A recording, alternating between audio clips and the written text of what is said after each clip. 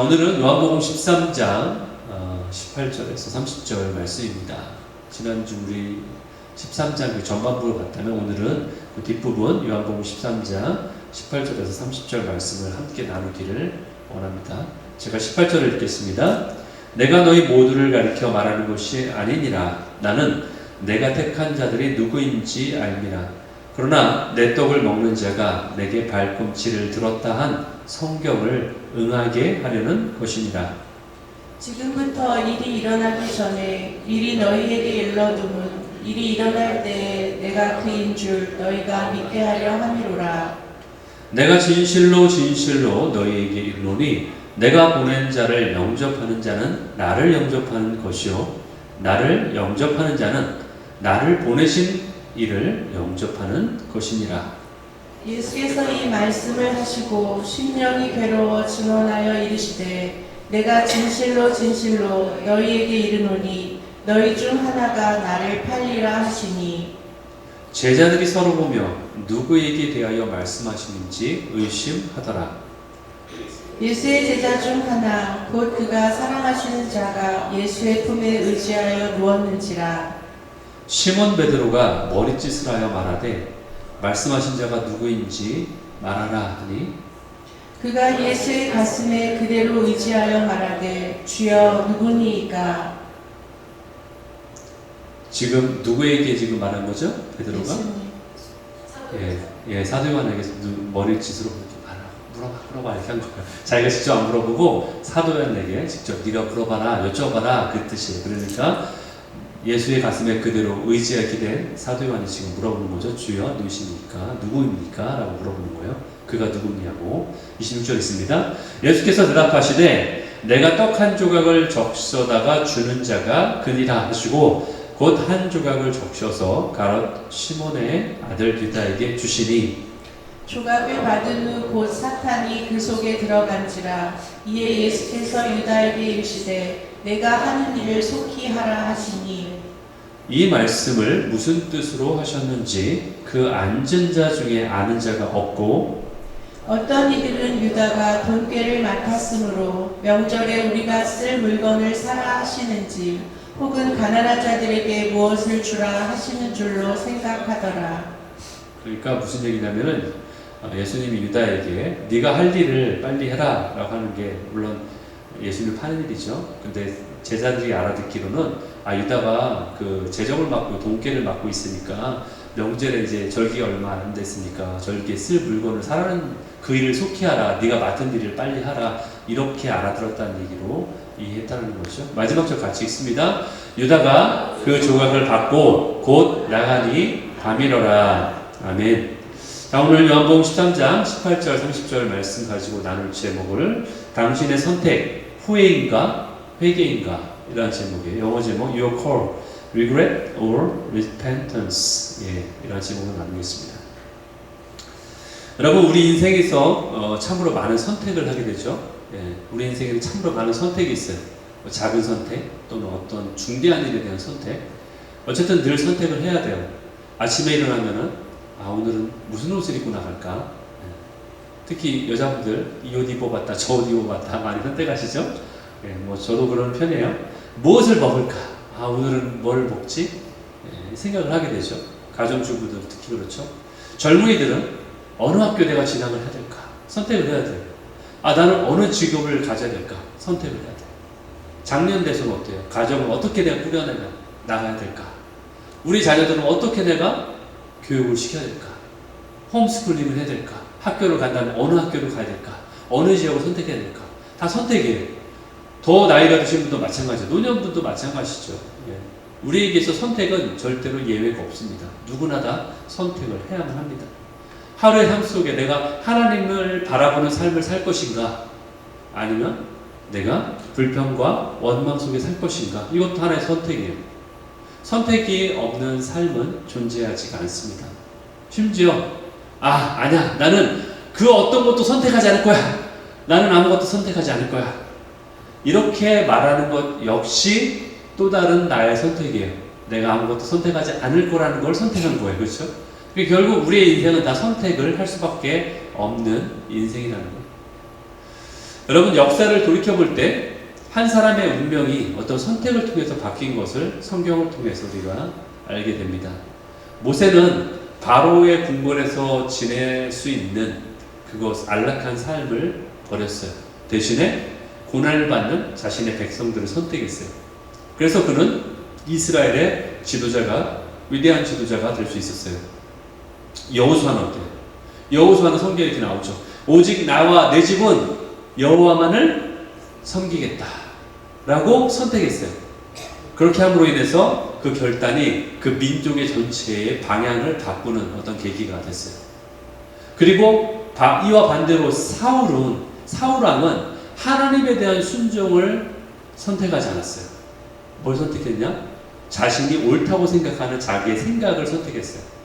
그렇게 함으로 인해서 자신의 왕권을 잃게 되는 결과를 가져오게 됐습니다. 결국 어떤 선택을 하느냐에 따라서 우리 인생이 바뀐다는 거예요. 오늘 본문을 보면은 특별히 두 제자가 더 하이라이트해요. 두 제자의 선택이 있어요. 한 사람은 가룟 유다, 또 한 사람은 옆에서 예수님께 질문했던 사도 요한. 둘 다 예수님의 12제자 중 한 명이었어요. 그리고 같은 은혜의 자리에 똑같이 있었어요. 그런데 마지막에 어떤 그 선택으로 인해서 그들의 운명이 바뀌는 것을 보게 돼요. 오늘 말씀을 통해서 우리에게도 동일한 질문이 있을 것 같아요. 나는 과연 어떤 선택을 하고 있는가? 나의 선택은 유다의 길인가? 아니면 요한의 길인가? 여러분, 오늘 본문을 보시면은 본문을 유심히 관찰해 보면요, 바로 십자가 지식이 바로 전날 밤 이야기인 걸 알게 돼요. 지난주 설교에도 제가 함께 그 동일한 시간대에 있었던 일을 나눴어요. 제자들과 함께 마지막 식사를 해요. 마지막 만찬이라고 하죠. 제가 그러면서 제자들의 발을 씻기셨어요. 그러면서 사랑의 본을 보이셨습니다. 18절을 함께 다 같이 읽겠습니다. 시작. 내가 너희 모두를 가리켜 말하는 것이 아니라 내가 택한 자들을 아노라. 그러나 내 떡을 먹는 자가 내게 발꿈치를 들었다 한 성경 말씀을 응하게 하려는 것이라. 유대 문화에서요, 이 발꿈치를 든다라는 뜻은 말이 뒷발질을 차서 자기 주인을 찬다라는 뜻이에요. 그러니까 자기 주인을 뒷발질로 차버린다. 즉 배신을 뜻하는 거예요. 그 유대 문화에서 통용되는 그러한 뜻이에요. 그것도 아주 가까운 사이, 가까운 자가 배신하는 것을 말해요. 지금 함께 떡을 나눴다 했죠. 함께 음식을 나누는 관계는 뭐예요? 가족이나 또는 그와 같이 가까운 존재라는 거죠. 가까운 사이라는 얘기예요. 그런데 그러한 자가 등을 돌렸다, 배신했다, 그 뜻이죠. 이것은 바로 예수님이 시편 41편 9절의 말씀을 가져다 사용하신 거예요. 인용하신 거예요. 이미 나와 있는 성경 말씀을 인용하신 거예요. 시편 41편 9절에 보니까 내가 신뢰하며 내 떡을 나눠 먹던 나의 가까운 친구도 나를 대적하여 어떻게 했다? 그의 발꿈치를 들었다. 뒷발질했다, 나에게. 배신했다, 그 얘기예요. 이 시편의 내용은요, 바로 다윗이 기록한 건데, 다윗이 누구의 배신을 경험합니까? 자신의 아들 압살롬. 그렇죠? 이름을 그렇게 일부러 졌나봐. 우리말로는 압살롬이에요, 놈이에요. 예, 농담인데, 예, 압살롬. 예, 배신한 압살롬. 그리고 그 측근이었던, 최측근이었던 바로 참모인 아히도벨. 예, 자기가 그렇게 믿었던 아히도벨. 그 두 사람의 배신을 통해서 그 아픔이 얼마나 컸겠습니까? 그러니까 이렇게 고백한 거예요. 그래서 예수님은 그 다윗이 겪었던 그 고통이 나에게도 있다라는 것을 그 가져다가 인용하심으로 인해서 사용하신 거예요, 그 말씀을. 21절을 보겠습니다. 본문 21절에 보니까 예수님이 이 말씀을 하시고 심령이 괴로워 증언하였다라고 말씀하세요. 심령이 괴로워하셨다. 예수님은 하나님이시면서 동시에 인간이셨어요. 완전한 인간이셨어요. 그렇기 때문에 우리 인간이 가지고 있는 그 감정을 동일하게 똑같이 고통스러워 하셨다는 거예요. 3년간 함께 먹고 자고 지냈던 제자가 배신할 것을 알고 있기 때문에 너무나 그것이 고통스러운 거예요. 그런데 여기서 놀라운 사실을 발견해요. 어떤 놀라운 사실인가? 그것은 예수님이요, 가룟 유다가 배신할 것을 분명히 알고 있는데, 분명히 아는데 그를 제자들 무리에서 내쫓지 않았다라는 거예요. 그렇죠. 예, 분명히 알고 있어요. 저놈이 나를 배신할 걸 분명히 아는데 내쫓지 않았어요. 또한 다른 제자들 앞에서 그를 정죄하지도 않았어요. 막 그를 몰아세우면서 이놈이 나를 배신할 놈이야라고 정죄하지도 않았어요. 오히려 가룟 유다의 발까지 씻겨주셨어요. 그리고 마지막까지 회개할 기회를 주셨다는 거예요. 오늘 26절, 30절 한번 보겠습니다.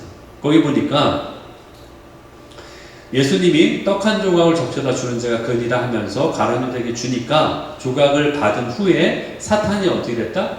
그 가룟 유다 속으로 들어갔다라고 나오죠. 들어간지라. 그러면서 예수님이 유다에게 네가 할 일을 속히 하라. 그 다음에 유다가 그 떡 조각, 빵이겠죠 원래는, 그 조각을 받고 나갔더니 밤이더라 라고 표현하고 있어요. 여기 보면은 이 말씀을 보면, 이 상황을 보면은 가룟 유다에게는 여러 번의 그 선택을 자신의 선택을 돌이킬 수 있는 기회가 있었다는 것을 보게 돼요. 첫 번째는 떡을 받는 순간에 예수님이 가룟 유다에게 마지막으로 사랑을 표현하신 거죠. 떡을 줬잖아요. 그럼 그때도 마음의 변화를 일으킬 수 있잖아요. 어떤 자신의 선택에 변화를 일으킬 수 있어요. 그리고 두 번째 뭐예요? 사단이 그 속에 들어갔다가 나오죠. 그런데 여기서 보면 가룟 유다가 사단이 그 가룟 유다 속에 들어갈 때에 아주 순순히 투항해요. 어서 들어오세요. 예, 그걸 저항했다라는 표현이 아무것도 없어요. 예, 그냥 순순하게 들어가게 허용한 거예요. 세 번째로 내가 하려는 일을 해라 라고 말씀하셨죠. 예수님이. 이게 얘기를 듣는 순간 본인은 가슴이 뜨끔하지 않았을까요? 자기가 알고 있으니까. 그러면 그 얘기는 뭐예요? 예수님이 네가 나를 팔 걸 알고 있어라고 암시한 거잖아요. 그러면 그 암시까지 해줬는데 그 기회마저 거부한 거죠. 가룟 유다가 그 기회마저 거부한 거예요. 그것까지 넌지시에 암시까지 해줬는데. 그리고 나서 그 장소를 떠나잖아요. 그러니까 결국 이것은 최종적인 선택을 완전히 굳힌 거예요. 결국 가룟 유다는 직접적으로 간접적으로 자신의 일에 도전하시고 이것을 암시하시고 돌이킬 기회를 주신 예수님의 그런 기회를 다 거부했어요. 그러니까 성경에서 뭐라고 했어요? 마지막에 나갔더니 밤이더라. 이 한마디가 상징적인 얘기예요. 이제는 빛을 떠나서 완전한 밤 속으로 가룟 유다가 들어갔다. 이것을 우리에게 보여주고 있는 그러한 장면이에요. 그것을 우리에게 알려주고 있어요.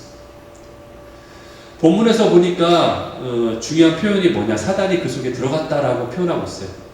그렇다면 우리가 이걸 보면서 가룟 유다는 사탄에게 조종을 당한 어떤 희생자야. 그래서 책임이 없어. 이렇게 생각할 수 있을까요? 여러분, 오늘 본문의 2절과 27절을 오늘 본문의 27절 그리고 앞에 나와 있는 그 2절을 한번 비교해 보면 우리가 알 수 있어요.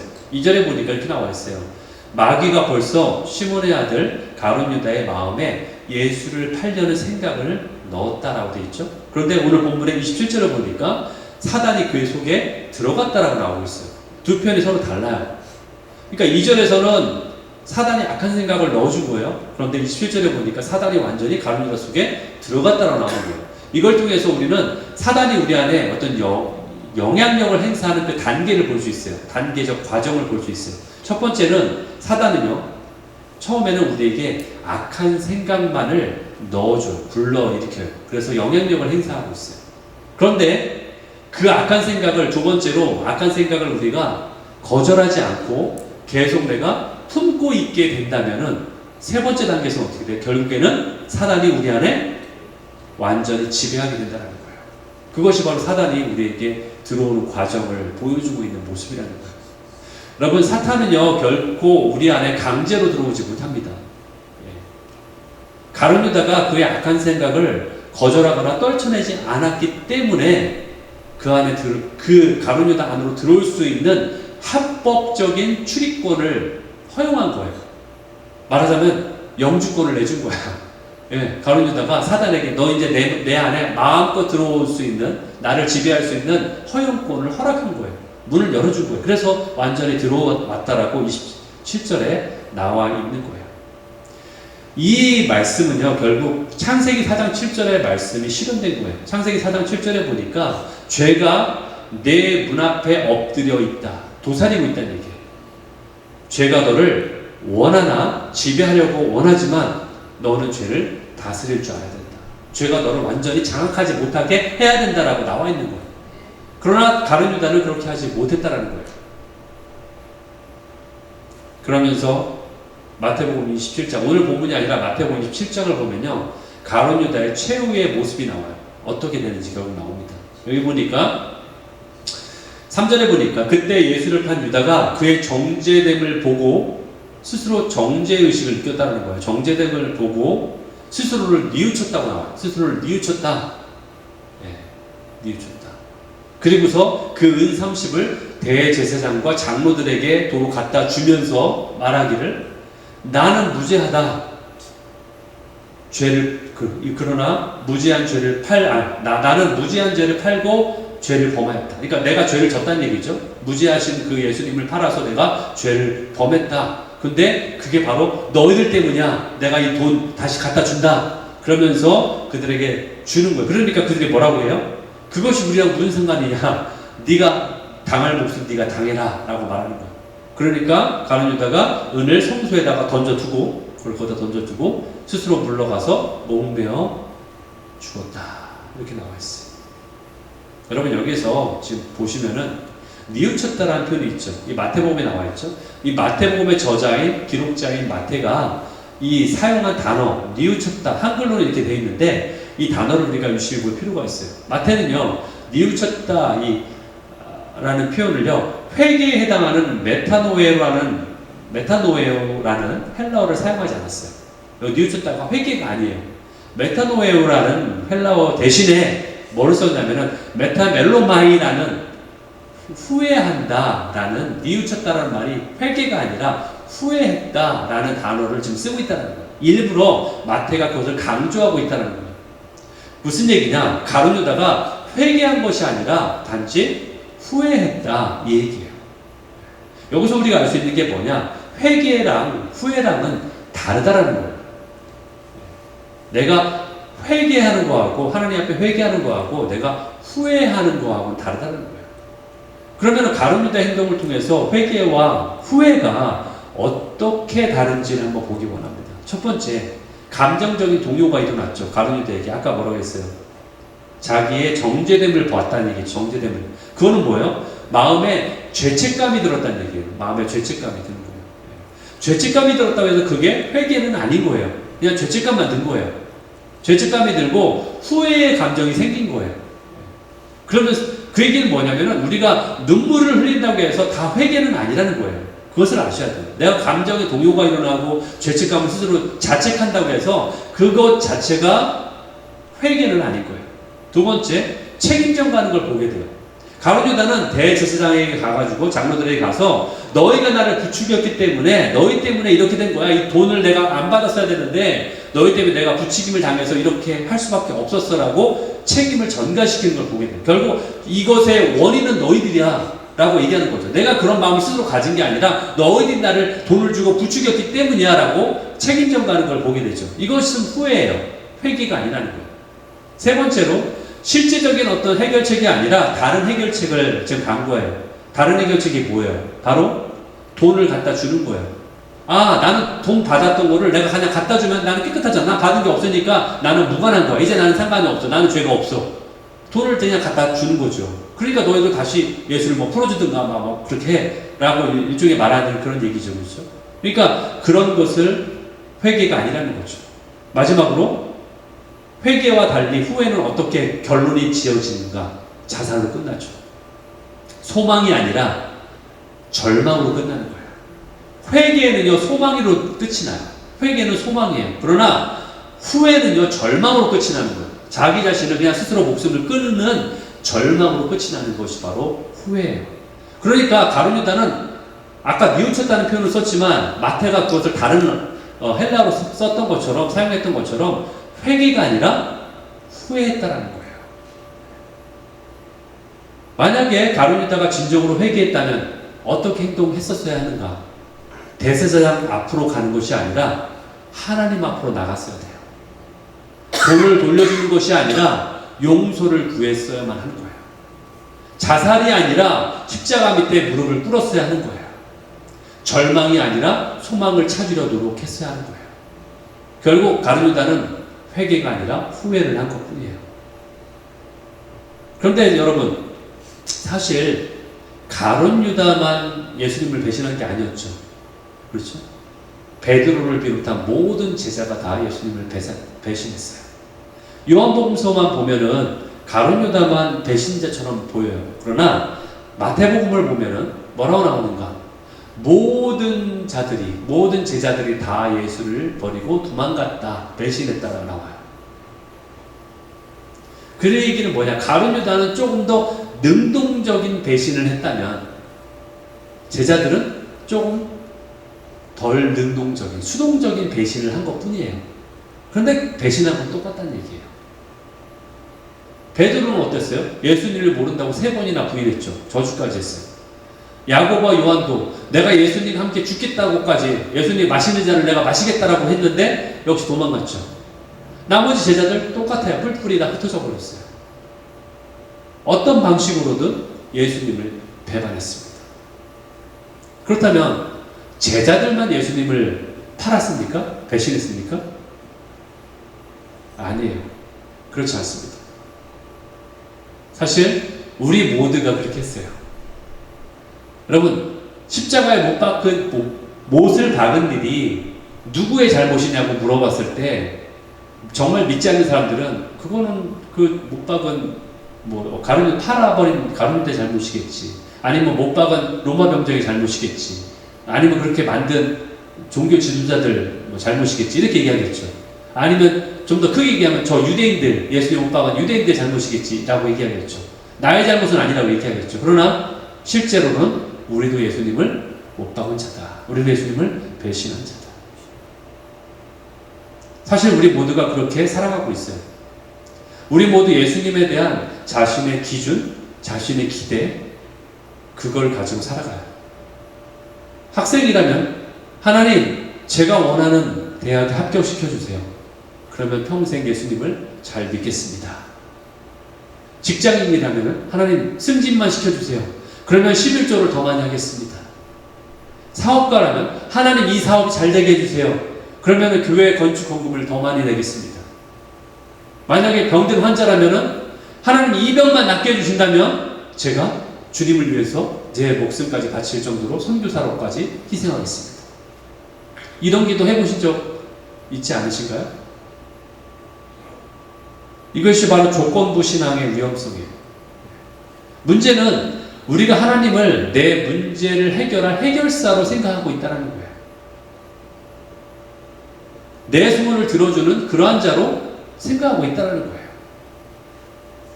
그런데 그런 기대와 다른 결과를 내 삶에 보게 될 때 우리는 실망하고 좌절하면서 심지어는 교회를 떠나고 신앙마저 버리지 않습니까? 그게 배신 아닙니까? 그런 신앙을 가진 자가 바로 예수님을 십자가에 못 박은 자와 똑같은 거예요. 이것이 바로 우리 안에 도사리고 있는 가룟 유다의 마음이에요. 가룟 유다가 판 것도 바로 그래서 파는 거예요. 예수님을 내가 생각한 메시아하고 다르다고 판 거예요. 가룟 유다가 더 악해서가 아니에요. 우리 안에 있는 그러한 마음이 바로 가룟 유다와 똑같은 마음이라는 거예요. 요한복음 13장 2절을 다시 보겠습니다.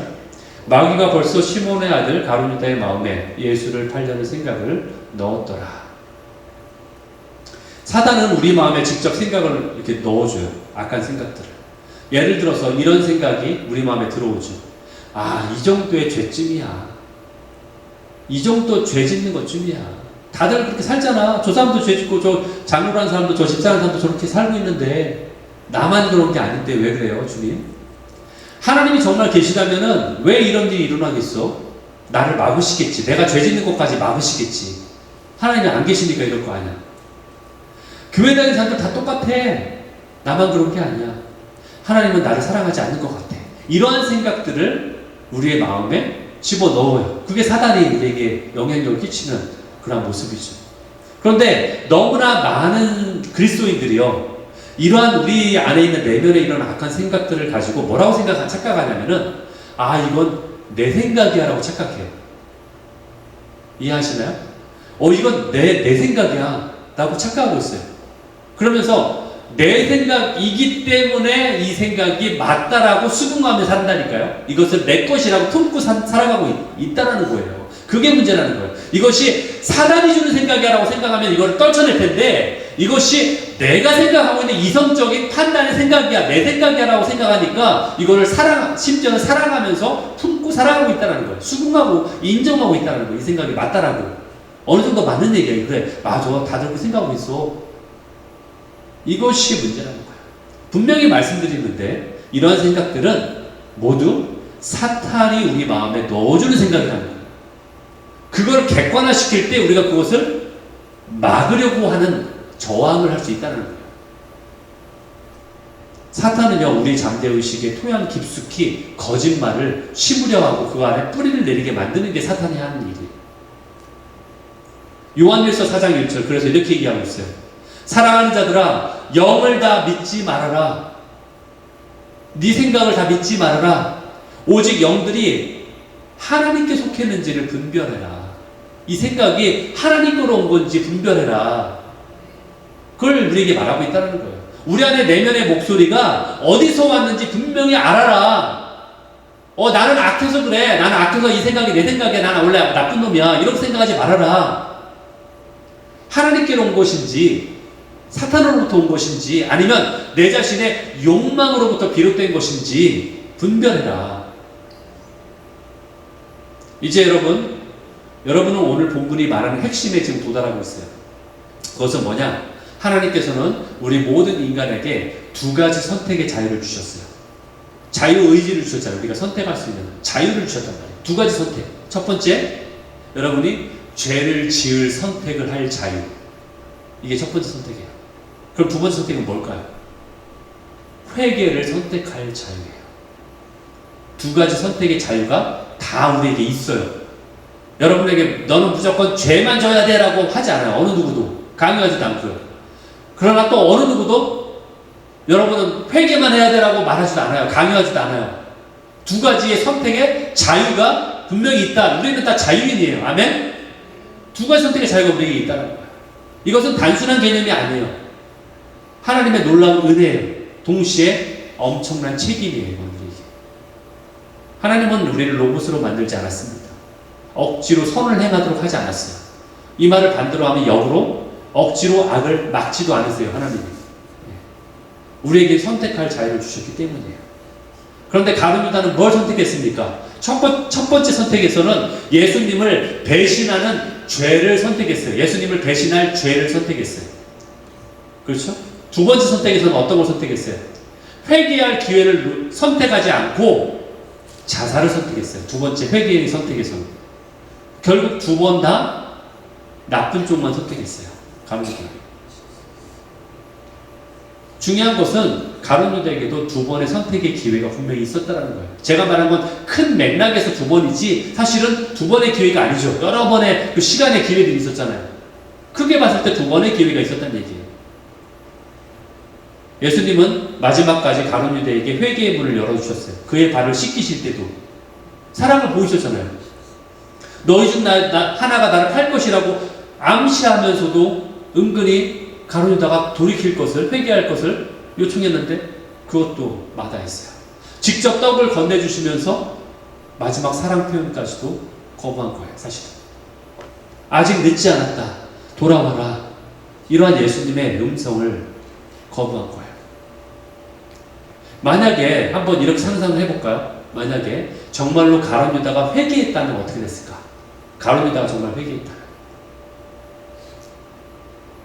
여러분은 이렇게 생각할 수도 있어요. 저도 옛날에 이런 생각을 한 적이 있는데, 가룟 유다가 아니었다면은 그럼 예수님의 십자가가 어떻게 이루어져요? 예수님 십자가 못 박혀야 되는데 가룟 유다가 팔았으니까 예수님 십자가 못 박혔지, 이렇게 생각하는 분이 계실 수도 있어요. 그렇죠? 그러니까 가룟 유다는 하나님이 너는 나쁜 놈으로 이미 지정됐어, 운명적으로 너는 그런 일을 할 자야, 그래서 가룟 유다는 희생양이야, 그의 운명 그렇게 되도록 이미 주어진 거야 라고 하나님이 왜 그렇게 하셨을까라고 하나님을 나쁘게 생각한 적이 저도 있었어요. 어렸을 때. 이렇게 생각하지 않습니까? 그렇게 생각하지 않을 수 있지 않냐는 거죠. 그러나 그게 아니라는 거예요. 여러분, 예수님은요 그 어떤 사람을 이용해서든 그 어떤 사건을 이용해서든 십자가를 지시는 사역을 이룰 수 있을까요? 없을까요? 가룟 유다가 아니어도 그 어떤 일을 통해서도 하나님은 예수님을 통해서 십자가를 지시도록 하실 수 있는 분이세요. 그걸 꼭 가룟 유다가 했을 필요는 없다는 얘기예요. 그것은 가룟 유다의 하나의 선택이었어요. 문제는 그런 역할을 본인이 그 악역을 자처하느냐 선택하느냐 그렇지 않을 수 있느냐 이거에 있다는 거예요, 여러분.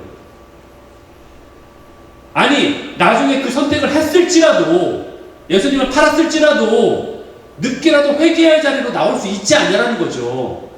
그걸 놓쳤다라는 거죠, 문제는. 만약 가룟 유다가 은 30을 받은 것을 후회했지만 자살을 선택하는 대신에 십자가 밑으로 나왔다면, 십자가 앞에 무릎을 꿇고 회개할 용기를 낼 수 있었다면, 예수님 앞에 나와서, 그리고 나중에 다른 제자들처럼 부활하신 예수님을 정말 만났다면, 거기까지 갔다면, 그 순간에 예수님이 가룟 유다를 어떻게 대하셨을까요? 야, 이 더러운 놈아, 네가 나를 팔아먹어? 너 일로 와봐, 이 나쁜 자식. 네가 그러고도 나를 볼 낯짝이 있어? 뻔뻔함이 아주 그냥 쇠철판이구만. 야, 베드로, 거기 몽둥이 좀 가져와. 오늘 비 오는데 잘 됐다. 어디 먼지 나게 한번 맞아봐라. 이렇게 하셨을까요? 아니죠. 당연히 아니죠. 이건 제가 꾸며낸 얘기죠. 당연히 이렇게 안 하죠. 어떻게 할 수 있냐고요? 예수님이 이렇게 당연히 안 할 거를 성경에 나오니까. 성경 어디 나옵니까? 어디 이런 말 나와요?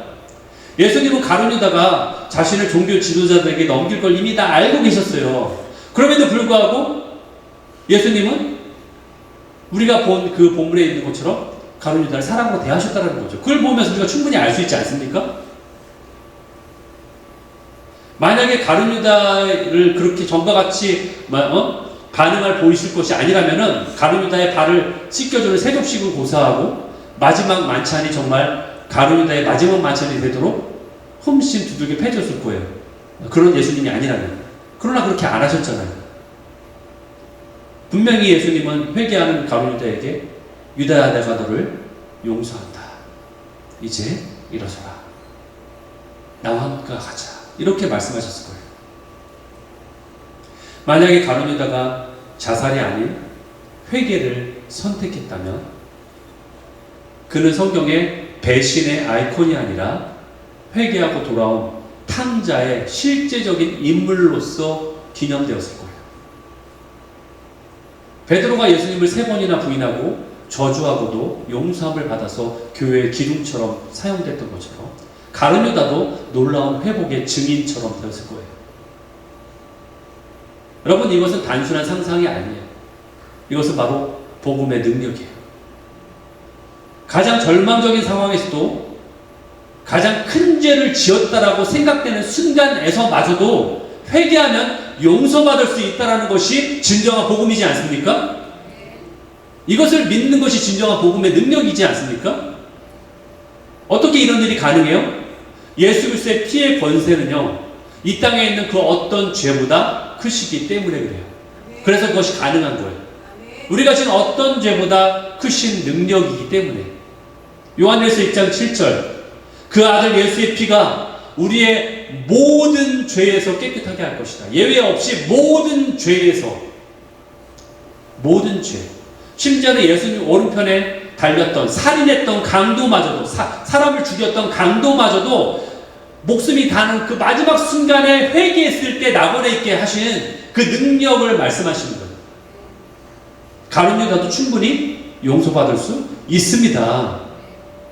당연하죠. 용서받지 못할 죄는 없습니다. 그렇다면 여러분은 혹시 지금 이 말씀을 듣고 계신 분 중에서, 이 말씀을 듣는 분 중에서 나는 너무 큰 죄를 지어서 용서받을 수가 없어라면서 자신을 정죄하는 분이 계십니까? 혹시라도? 아니면 나는 하나님을 너무 많이 실망시켜드렸기 때문에 하나님 앞에 볼 면목이 없어라고 생각하는 분이 계십니까? 이러한 사탄의 거짓말에 속지 마십시오. 이건 사단의 생각이에요. 예수님의 피는 여러분의 죄보다 큽니다. 예수님의 사랑은 여러분의 과거보다 더 강력합니다. 예수님의 은혜는 여러분의 실패보다 더 위대합니다. 이것을 믿으시기 바랍니다. 문제는 죄의 크기가 아니라 우리가 어떤 선택을 하느냐에 달려있는 거예요. 우리의 선택이 과연 올바른가에 달려있는 거예요. 예수님은 십자가를 지시기 전날 밤 제자들과 함께 식사하시던 그날, 제자들의 발을 씻기시던 그날, 그때 가룟 유다도 그곳에 있었어요. 예수님은 가룟 유다의 발도 씻기셨어요. 예수님은 가룟 유다에게도 빵을 건네셨어요. 예수님은 가룟 유다에게 은혜를 베푸셨어요. 문제는 우리가 누릴 은혜가 없어서가 아니라 그 은혜를 우리가 어떻게 받아들이느냐에 달려있다는 거예요. 가룟 유다도 똑같이 은혜를 받았지만 그의 마음은 사단의 욕심, 돈과 욕심, 여기에 팔려 있었어요. 은혜를 받으면서도 그 은혜를 저항하고 거부했어요.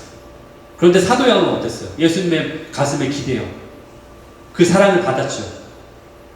언제나 주님 품에 기대어 사랑을 누렸어요.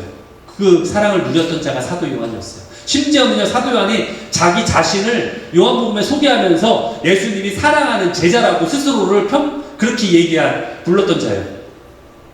얼마나 영적 자존감이 높은지 자기 자신을 표현하는데 예수님이 사랑하는 제자래요. 자기가 예수님을 사랑하는 게 아니라 예수님이 사랑했던 제자래요. 예수님이 사랑하는 제자래요. 자신을 얘기하는데 얼마나 영적인 자존감이 센 자예요. 그런 은혜를 받아들였고 그 은혜 안에 거했던 자가 바로 사도 요한이었다는 거예요. 얼마나 다릅니까? 똑같은 은혜 자리에 있었는데 가룟 유다와 사도 요한. 여러분도 혹시 그렇지 않습니까? 예배에 똑같은 자리에 이렇게 앉아있는데 어떤 자는 은혜를 받고 어떤 자는 은혜를 폭 거부하는 것은 바로 내가 가룟 유다 같은 생각을 하는가, 나는 사도 요한과 같은 생각을 누리고 있는가, 다르다는 거예요.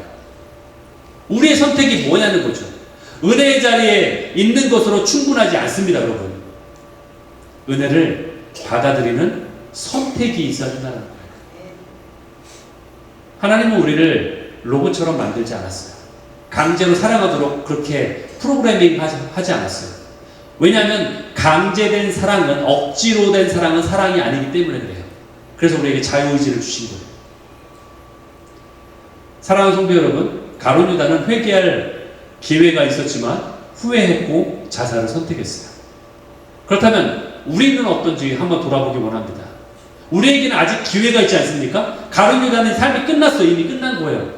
그 인생이 끝이 났기 때문에 기회가 없어요. 그러나 우리 인생은 아직 끝이 나지 않지 않습니까? 여러분 지금 살아계시잖아요. 우리 인생은 아직 끝이 아니에요. 여러분에게 아직 기회가 있다는 얘기예요. 그 얘기는. 여러분이 과거가 어땠든 상관이 없어요. 이제 아직 기회가 있다는 얘기예요. 우리 삶은 아직 끝나지 않았어요. 지금 이 순간도 주님은 우리에게 두 가지 선택의 자유를 주세요. 우리의 내면에 심으려는 사단의 악한 목소리에 굴복할 것인지, 아니면 그걸 물리치고 주님께 나가서 회개하고 새롭게 될 것인지, 어떤 선택을 할 것인지, 그것이 바로 우리의 선택에 달려있다는 거예요. 주님은 우리를 끝까지 사랑하셨습니다. 아멘. 이제는 우리가 주님 앞에 응답할 차례예요. 우리의 선택이에요. 이제 선택은 우리의 몫이에요. 오늘 이 시간 우리 모두가 주님 앞에 이렇게 고백합시다. 주님, 제가 오늘도 내일도 영원히 주님만을 선택하겠습니다. 아멘.